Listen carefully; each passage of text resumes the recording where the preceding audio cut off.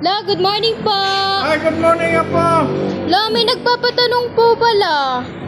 Ano ba yan? Dalawang mag-asawa. Ah. Ay, yung isa po gustong mag-abroad. Dahil sa kahirapan nga po dito sa Pilipinas. Tapos lo, nag-aalinlangan po yung isa na baka maghiwalay sila pag nandun na po yung asawa niya sa ibang bansa. Ano po daw po kaya ang pwedeng gawin? Ganito.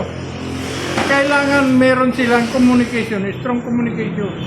Dapat araw-araw sila nagkatawagan. Marami kasi nagkahiwalay dahil hindi mapigilan yung init ng katawan. Mga kapatid, ang ating communication ngayon napakamura na. Pwedeng mag-video call kayo. Hindi naman sa pambabastos. Doon sa pagbi-video call nyo, pwede na kayong makaraos.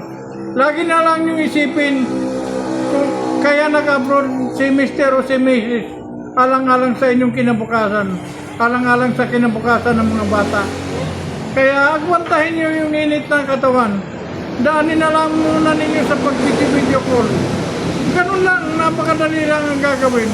Huwag kayo magpapatokso. Kung maaari, lumayo kayo sa tokso. Huwag yung tokso, layuan mo ako. Hindi. Tokso, layuan kita. Yun ang tama pagka ikaw ay nag-abroad. Pag ikaw ay nag-abroad, huwag kang makikipagtropa doon. Na halimbawa kung saan-saan ang pupunta, kung may mag-good time, huwag ka sumama.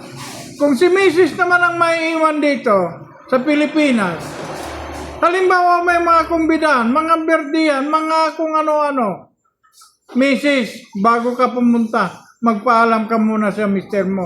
Kung talagang mahalaga. Pero kung hindi naman mahalaga, Mrs., tanggihan mo na.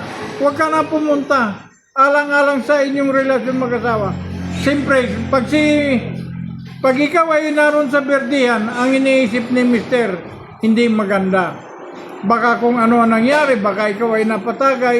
Kung hanggat maaari, tanggihan mo na. Huwag ka nang pumunta sa mga berdihan o mga kasalang iyan. Kung pupulaan ka man, okay lang yun. Ang malaga, buo ang inyong relasyon. Yun lang, strong communication. Mahalin yung bawat isa. Kaya nag-abroad dahil sa kinabukasan ninyo. Maiksi lang ang pag-abroad. Huwag niyong kahabaan ang pag-abroad. Mag-ipon na mag-ipon. Walang 5 centavos na sasayangin upang makauwi na agad. Huwag niyo sana ilang taon pa. Hindi. Dapat 2 taon, 1 taon makaipon para makauwi na. Yun lang.